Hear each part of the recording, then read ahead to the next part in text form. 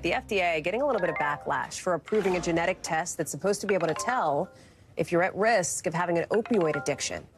The test can be taken before you get a prescription for an opioid from your doctor to see if you're more likely to have this addictive gene. But a group of scientists and researchers now says this test does not predict opioid addiction, and I'm quoting here, any better than chance. They're basically saying it's like a coin flip. They now want the FDA to make a super rare move and pull back its approval. I want to bring in Berkeley Loveless now, who's been reporting on this. Explain the argument here and why it would be significant if the FDA did pull back approval.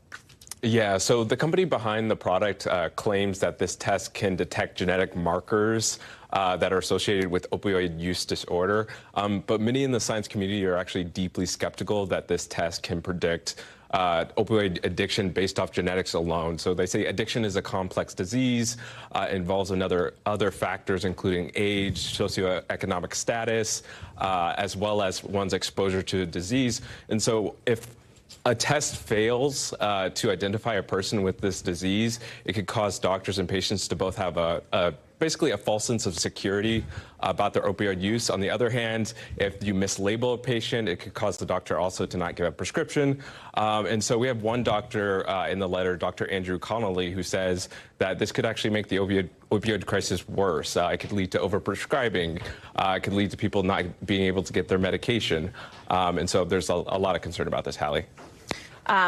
What did the FDA then base the approval on, right? Like, if it's essentially a coin flip here, how did we get to the point where the FDA said, yeah, okay, this is actually a good idea to do? Right. So the company submitted data. Basically, this is very typical for tests like this, but they submitted false positives and false negatives data. Basically, this tells you whether or not it can accurately detect somebody with a condition or somebody without the condition.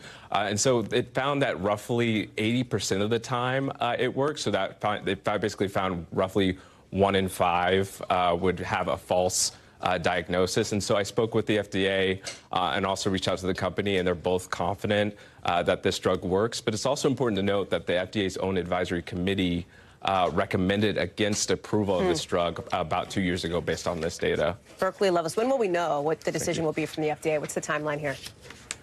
So no decision yet. The FDA actually declined to comment on this letter. Okay. It's also a very rare move for the FDA to revoke an approval like this. Berkeley Loveless. As well. More to watch on that. Thank you, friend. Yeah. Appreciate it. Thank you. Thanks for watching. Stay updated about breaking news and top stories on the NBC News app or follow us on social media.